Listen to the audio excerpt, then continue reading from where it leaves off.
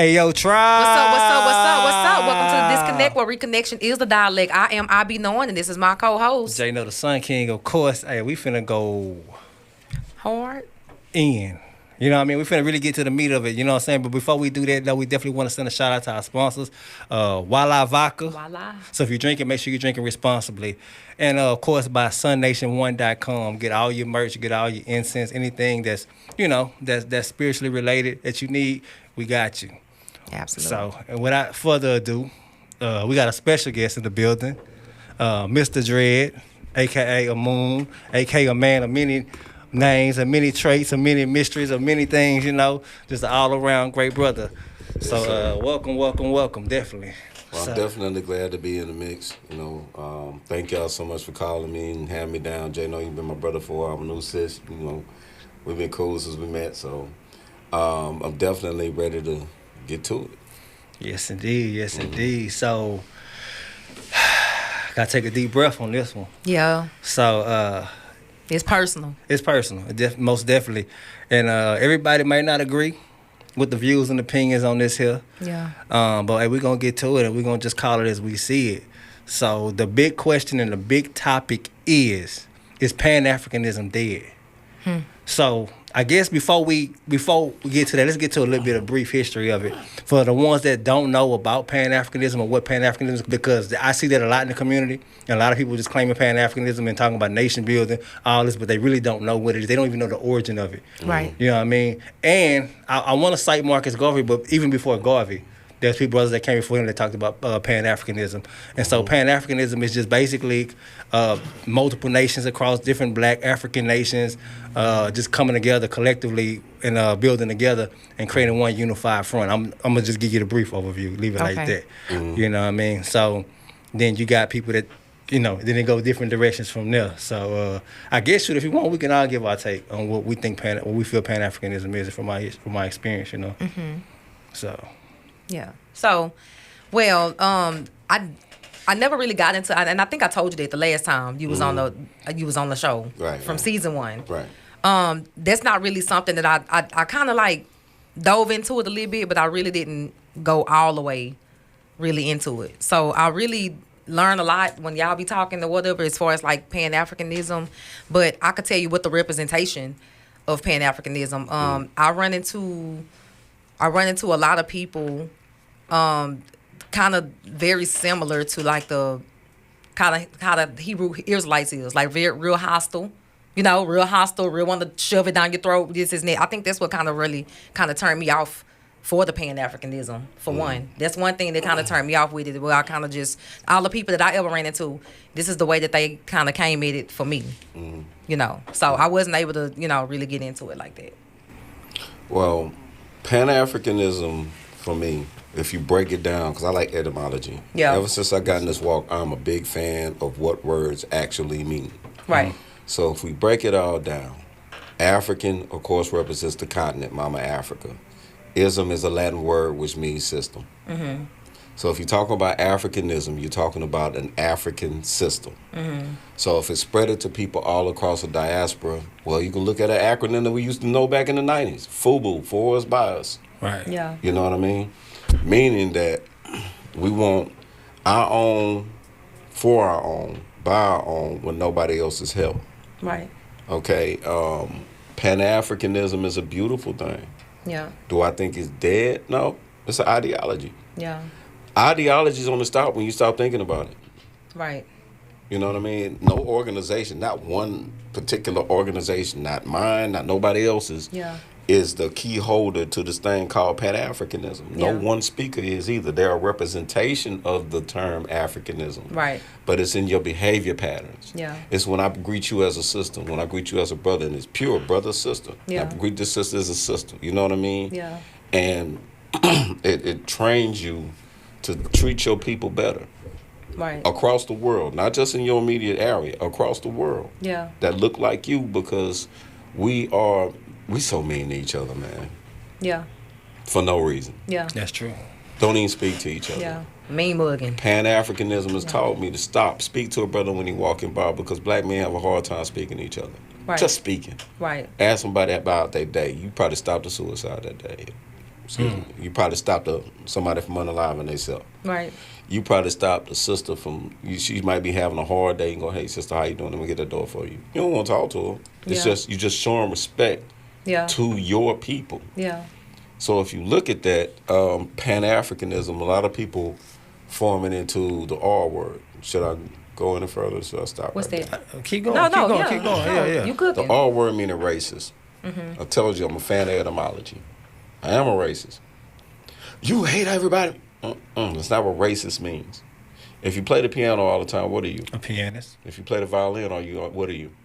Something with a violinist. I know I got it started. You know what I'm saying? You're a violinist, right? You're a violinist. You're a violinist, right? Yeah. Right. So if I practice my race and I'm race all the time, what am I? A racist. There you go.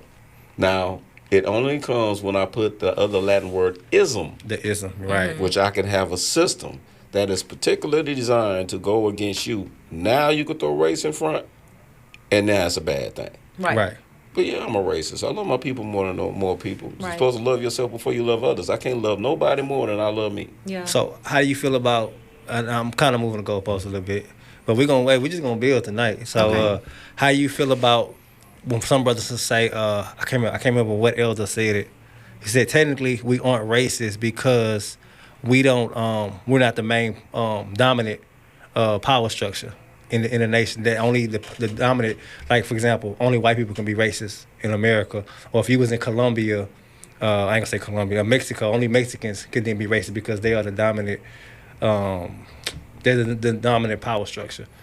What's your So take basically, on that? you basically being prejudiced and being racist is two different things. Basically, what you're saying, Right. you got to have power. Right. You got to have some type of power to take something from me and take privileges away from me. Where I can't be treated equally Right. in order for me to be racist. Right. But then I could be prejudiced. Right. But I can't be racist. And I've heard that Right. I've heard that analogy used before as well. Well, I'm racist and prejudiced about some things.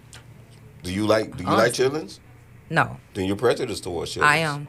You Yeah. said, what we say, chillin'? Chitlin. Do you like chitlins? Yeah. Chitlins. Yeah. Right. So prejudice means you don't like something. Yeah. Right. The judge before, from my understanding, the judge before, like Right. Right. pre, then Judas from the judicial system. So like prejudging Right. before without, you know. Prejudging, like okay, let's talk about the rainbow word, right? Right. The coalition. The coalition, right? The thing that is the rainbow game, right? Yeah. I'm prejudiced towards. I don't like their style. I don't like what they do. I'm prejudiced towards their style. I don't like their moves. Yeah. Right? Right. That's my right to be that. Yeah. It's their right to be prejudiced. Yeah. But what we understand now, after I explain what the word racist really means, the problem is we're not where we're supposed to be because we're not racist. Never heard it Well, like that damn. before. Never heard it like Damn. Black people are too inclusive with everything. How did the African Empire fall all across the continent? Yeah. And Including everybody into the mix. When your chiefs was said, all right, let's go back to Shaka Zulu. Why did he die? Let them old South, not South Africa. Well, what were they doing? My bad. What are they? They speak the African language. The Moors. Boers. Okay, yeah. The Boers. Yeah. But before then, they were the British. Right. Right. So Shaka Zulu said, let him into the tribe. He wasn't racist. He was killed because of that. He was killed because they said, don't stop including people into our personal space. Stop giving them our business. What are you doing? Well, they got this, they got that. All right, cool. So you going to use that to doggone, how you know they're not going to do something to us? We don't know these people. You see what I'm saying? The black nation's problem is that we're not racist. Yeah. We're over hyper inclusive of everything. It could be some stuff that your mama and your daddy told you was wrong for generations. And because you don't want no trouble and you don't want to get canceled and you don't want to seem like the bad guy, you want to include it, but you don't understand. Some of this stuff is actually literally built with agendas set for your destruction. So it's okay to be prejudiced about some things. Yeah. It's okay. If somebody say, you don't like me because I'm black, I don't answer why. You know why? That's your personal preference. Because I might tell you, I don't like you because you white. Yeah. But then you go, what? No, that's the difference between me and you is mine is business, not personal. So I've had conversations with some white folks that wasn't that bad. Yeah. You see what I'm saying?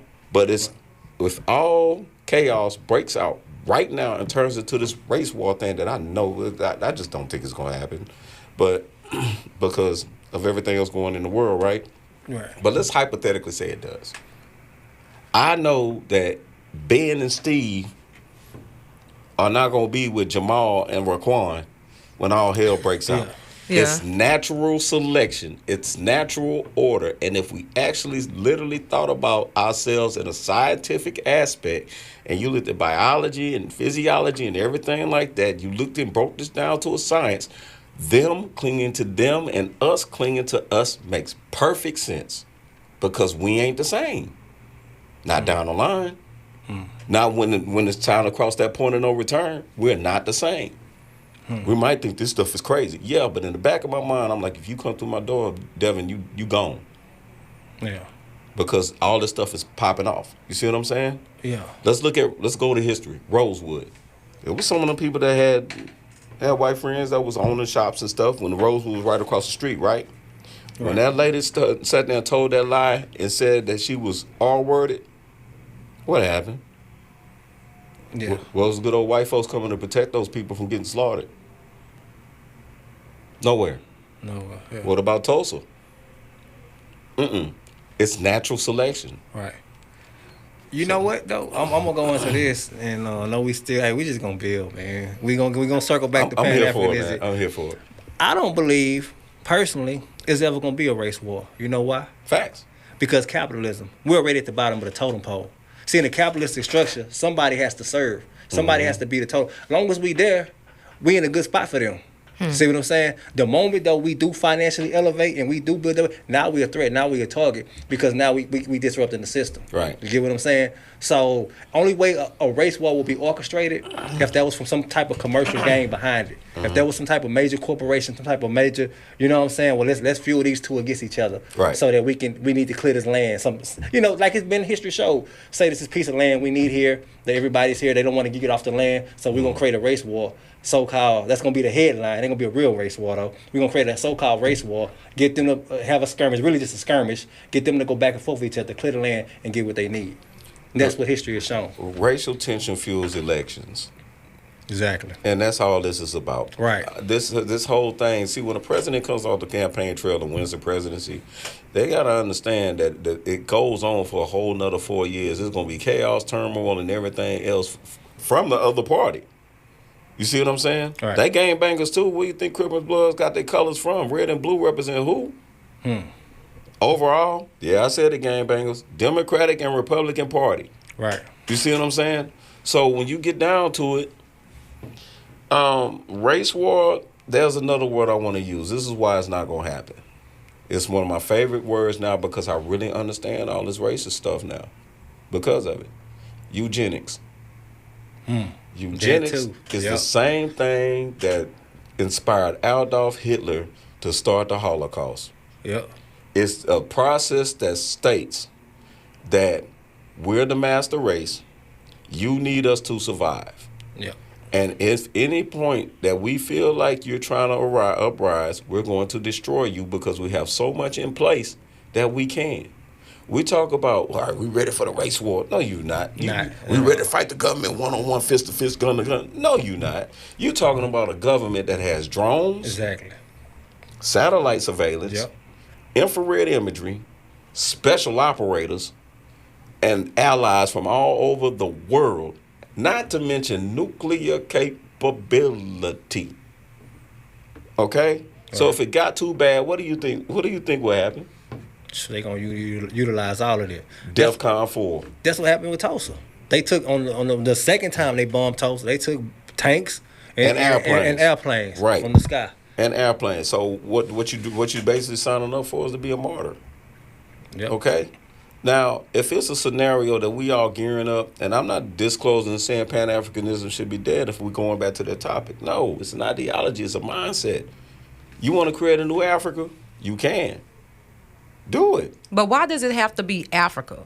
Why can't it? And this has always been my question. Why can't people acknowledge the fact that it was indigenous black people right here on the American soil? Why we not being acknowledged? I was about to get to that. anywhere, because I'm Caribbean, so my heritage comes from Africa. I'm Haitian. Right. I'm as African as you're going to be without being on the continent. Right. All right? But also a part of me is African American. You see, I'm foundational Black American. Right. I understand the process. Yeah. And I understand that there was people that were here, Blackfoot, Choctaw, everything. Yeah. That, look, I've been in the oldest parts of Mexico, and I've seen somebody that looked like me. Yeah. You understand what I'm saying? And I also understand that the darkest roots of a tree are black. So I know when the Most High cut on the lights, it wasn't just two things here. It was a whole bunch of black folks there. Yeah. Right. We was made from cosmic dust, not doggone earth dust. Yeah. I get it. So whatever area you feel comfortable in, let me just say this. I am a Pan-African. I love Pan-Africanism. But let me just say this. However you feel, whatever group that makes you feel successful in, go there. Yeah. I am a Pan-African. I'm going to stick by African people. Yeah. But if you don't feel comfortable in that group, I'm not going to beat you down about it. Yeah. As long as you got good character, you cool with me. Yeah. I used to, when I first got in the movement, Jay don't know me, I was a new revolutionary, and I gotta say this because of what you said at first about people being high charge. Right. I was like that. Yeah. We at war. White man. You gotta look. In time, you grow. Yeah. When you grow, you evolve. Yeah. When you evolve to a certain level, you calm the hell down. Yeah. And you could talk to everybody. Right. Yeah. So now I can look at you and be like, well, you be like, I don't want to do all that Pan-African stuff. Well, sister, you know, I am a Pan-African. I take pride in my nation. Well, I think I'm indigenous male. Okay, well, you are. No, what's your lineage? Well, my family was here and this and this and this. So you don't have any family lineage from Africa. No? And you an indigenous, you're an indigenous American. That's what you're saying. Yes? Okay. What's your color? Black. Good enough for me. Yeah. How do you feel about integration? I'm not for it. Yeah. Okay. What about religion? I used to get on. I'm a former preacher, y'all. Oh, really? When I left the pulpit, I was so mad because I found 66 books worth of lies. Dang. The Bible contradicts itself over 150 times. I know I studied that, the Quran, and the Torah. See what I'm saying? Yeah. And they all got some contradictions in it. But guess what? So does life. Yeah. Life contradicts itself every damn day. You know what I'm saying? Yeah. So, but I was mad, right? Yeah. And I said, ain't no Christians, I don't want no Christians around me. Now, I think we all went through that phase. I tell people you ain't really woke up if you ain't went through the angry phase. You got to go through the angry phase. I was taking their head off. I ain't gonna lie to you. The when I first thing to know as a revolutionary is when you first wake up, correction. The first thing you're going to know about consciousness is when you first wake up, you're going to be mad as hell. Yeah. Because you're going to realize that most of the stuff that you've been taught was a lie. Yeah. And it's going to make you mad. Mom, why didn't you tell me this? Yeah. Why didn't you tell me that? You know, my father was a pastor. He was a doctor in theology. And I sat down and I asked him one question. Because he asked me, he said, why'd you leave the ministry? I said, okay. How many wives did Adam have? We were just talking about that on another episode. Mm-hmm. And he looked at me and he said, and I said, you going to answer me? He said, 2. I said, then why are you telling them about Adam and Eve all the time when he was married to Lilith first? So Pops And knew. my father told me, may he rest in power. My father told me, he said, son, this is what I wanted you to know about the ministry, and this is why I think you walked out. I said, go ahead. He said, our job is to make people feel good. Wow. And if I told them everything about the truth, I would have 0 members. And before somebody, because this is going to be posted, I'm going to tell y'all right now, it's not live. I am recording this. Before y'all say anything, all y'all pastors do it, so shut up. Yeah. And do. You want more money? And pass the collection plate. You want more money? Do this. Yeah. And now we going to tithe. God need his money. Yeah. When does an all-powerful being have a bank account? Yeah. Cash out. And the earth's already in the deficit, so I'm trying to figure out, does God get money? They airlifted. They airlifted. They send him some Bitcoin. Airdrop it. Airdrop it. Yeah. He gets a umpteen to cotillion a day or something. So I'm like, listen, I said, thank you for telling me that. So let me tell you why I walked out of the church. I said, how many fast food restaurants in the neighborhood? I said, quite a few. So, okay. How many liquor stores? About 2. Okay. How many churches? You got one on almost every block. Every block, yep. So you supposed to be saving souls and all this stuff, but you got that, you got that, you got that. You got the crack house down the street. You got a prostitute right there. You got a pimp over there. You got gangbangers over there. Homeless. And it's all the same circle. And it's homeless. And Lord forbid you do something for the homeless. They going to look at you like what you giving them money for. So at the end of the day, it's just a bunch of Negroes sitting there thinking that they better than somebody.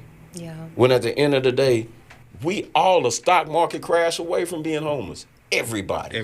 Stock market crash, everybody on Section 8. Yeah. Guaranteed. Yeah. You It's know, true. so far as Pan-Africanism applies, though, that's what keeps me honest with my people. Yeah. That keeps me true to my people. That red, black, and green means something to me. Yeah. It does. Because once upon a time when I was in the Marine Corps, I retired as a special operator. I'm going to tell you right now, one thing about the Marine Corps with me, red, white, and blue was my thing. Yeah. I was a warrior for this country. Yeah. Why can't I be a warrior for my nation now? Yeah. Why not? Most definitely. Man, that's heavy. So, I guess kind of circling back around to the Pan-Africanism. Do you feel like integration, do y'all feel like integration, assimilation, and pursuit of the American dream, do you feel like it's affected Pan-Africanism? Absolutely. You can't say you want to be all black and then you mix it. Because when it's all black and you mix it, it's gray now. We play around in gray areas too much. I love my people, but stop saying but, man. Do you love them or not?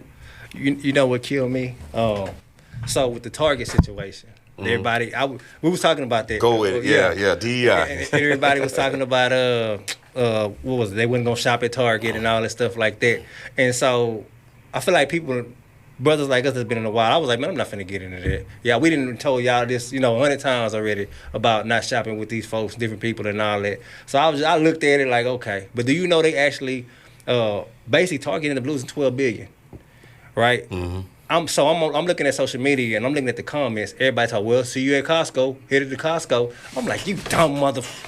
I'm like, so y'all gonna go from one, you know what I'm saying? From one type of From the pot to the frying pan. to another one. Like, Right. Instead of saying, okay, we finna take our $12 billion and go and start establishing these businesses, Right. you know what I'm saying? We're gonna go to another one though.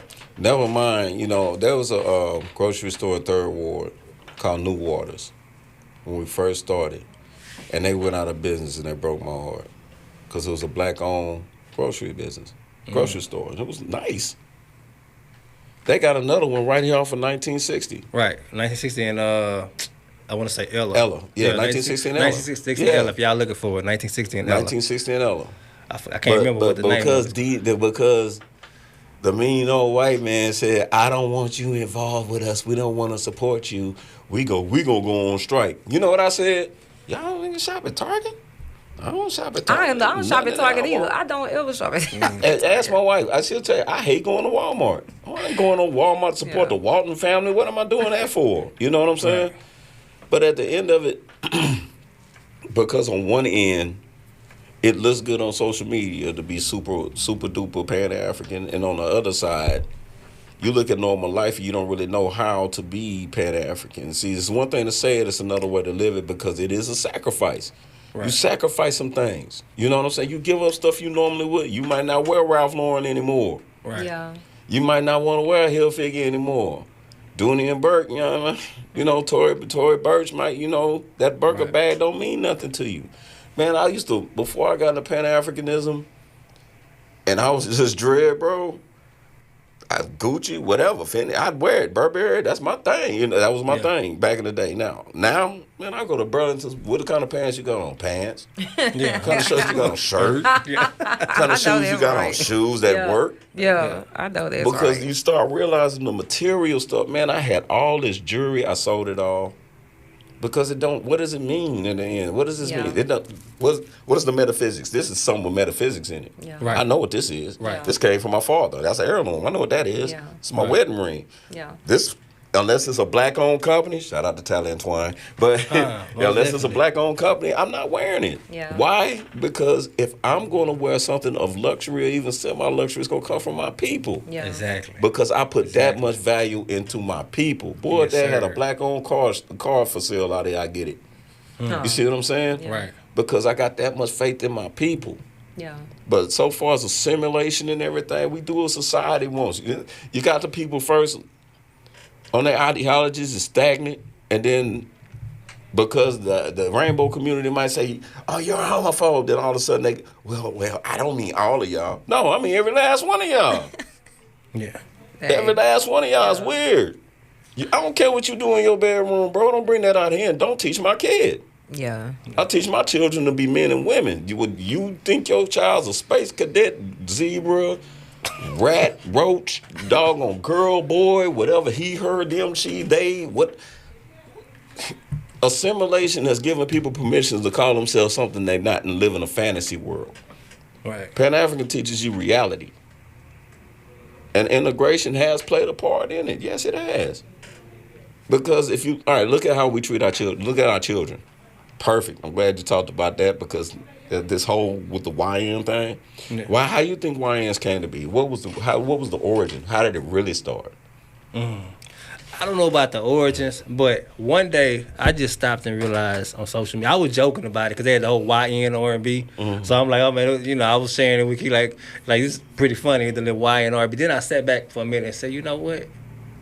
They didn't change it from just thug gangster in general and narrowed it down to YN. Just went straight in. Straight in. I feel like it's like this is a specific class of thug or gangster. It's not even generic no more. It don't even go for everybody now. It goes straight for a certain demographic of people. And age. Right. Why is that? I'm gonna tell you how it started. Remember when white folks started saying stop whooping your kids? Yeah. When I was coming up, and I am not condoning child abuse, and I ain't saying beat your kids. I popped my sons twice their whole life, but I'm just gonna keep it funky with you, all right? The way we discipline was different than them. They started this whole campaign, don't be harsh on your child, make them feel included, treat them like a friend, and this and this, and we listen, and we assimilated. Now you got your kids that you can't even talk to. Hey, son, you gonna take out the trash? I don't feel like it. Well, maybe you need to go take a time out and think about it. I'm gonna tell my son, I'm gonna ask you one more time. Then after that, you're gonna take out the trash. Yeah. Because the roles have been just misestablished. Them kids don't even look at us as parents no more, man. That's partially our fault too, because that culture has taught us to be friend. They should be your friends and this to this to this. And before we used to laugh about that, right? Right. Man, you saw that white boy talking to his mama. Sure did. Never. Yeah.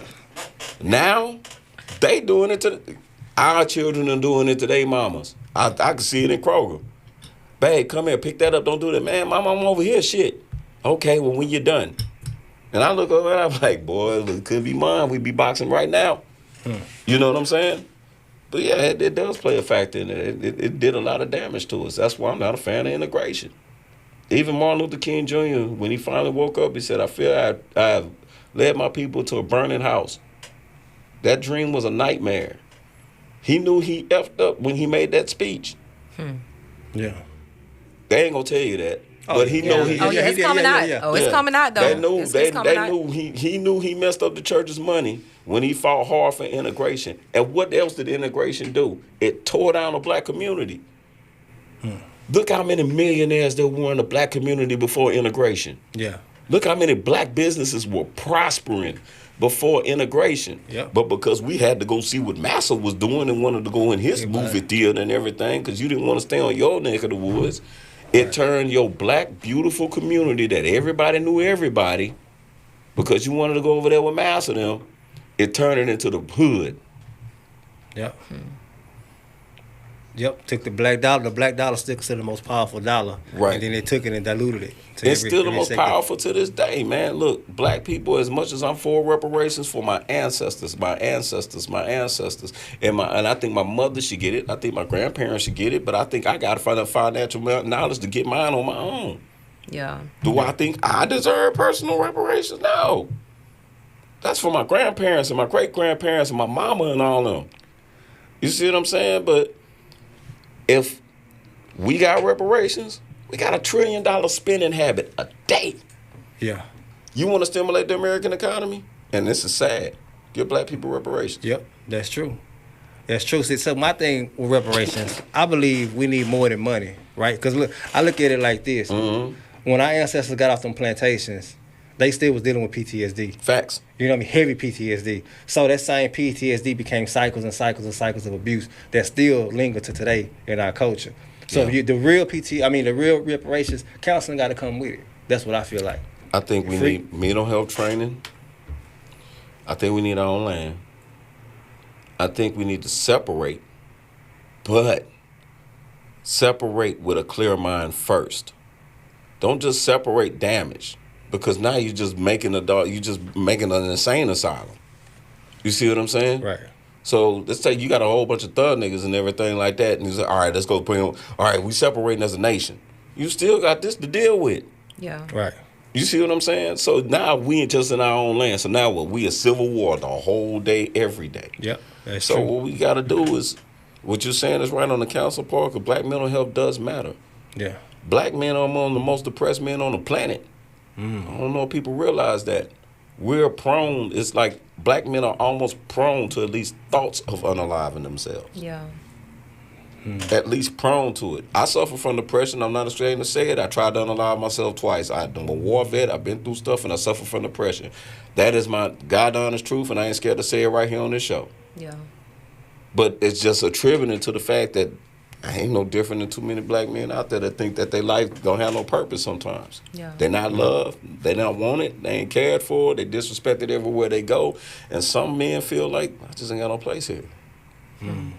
So what we going to do about that? What about the sisters that have so much of a low self-esteem that they can get with the grimiest dude on the planet that treats them like trash and keep running back to him, but will immediately curve a dude that treats them like a queen?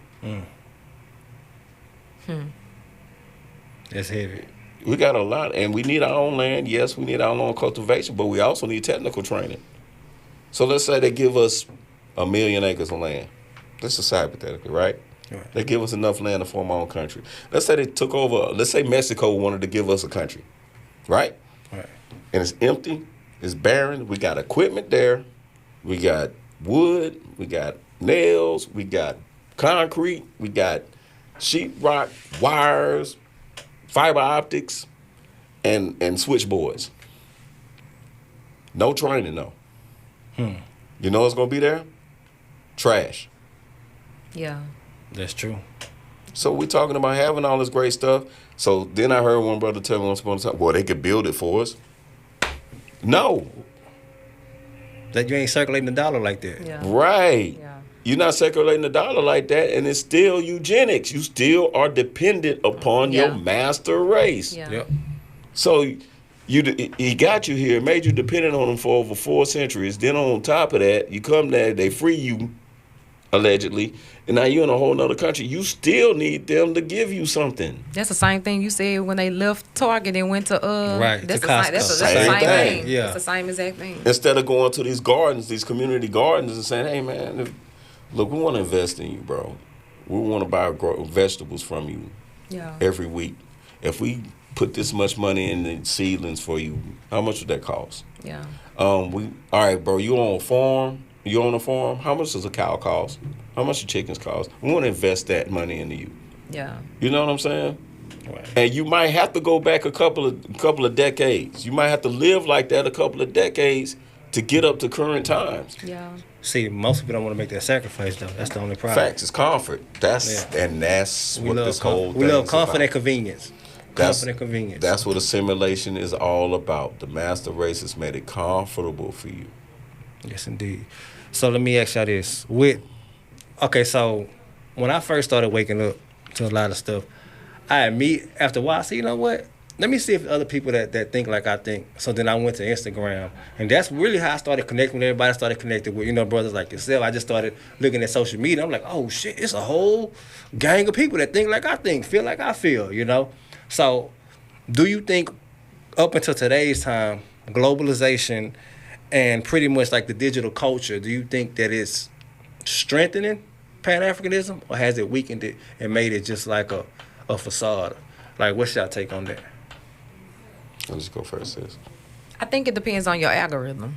Mm-hmm. Because you referring to social media and stuff, media, right? right. So it all depends on what you clicking on and liking on and engaging in, you know, and stuff like that. Like one for my particular algorithm is saying something else. My particular algorithm is not all just like Pan-Africanism. Me and the Moon could probably both scroll on TikTok and we'll have probably 2 different types of videos, you know, coming. So it just really depends on that. My particular algorithm is on a whole nother topic, but even though we are all still black people, but it's not talking about Pan-Africanism. Right.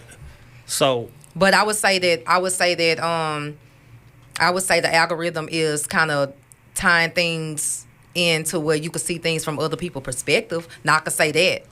Like I even had some people coming from when they had that little mix up with TikTok. They had black people, indigenous black people from other continents was coming into my algorithm, and they was welcoming us actually on TikTok. Like, hey, come on, Black America, you know, this is that. A lot of people didn't know that they had black British people, black, you know, you know, a lot of this stuff was coming into the algorithm or whatever. So, you know, I guess you are kind of seeing things from everybody else's perspective, you know. So for me, I feel like it just exposed to how many people that's just talking that talk opposed to walking that walk. Right. So I was excited as hell when I first got on there, and I'm like, oh, I'm connecting with these people. I'm connecting people all across, and not only am I connecting, I'm traveling. Right. You know, like, hey, I'm finna fly out there. I'm flying out to these spaces and connecting with people, only to learn that for a lot of these people, they only big mad, they trendy mad. Right. They only mad when the police shooting take place, and then they back doing the stuff. Now they talk about it. Right. Now they back on Kanye again, or back on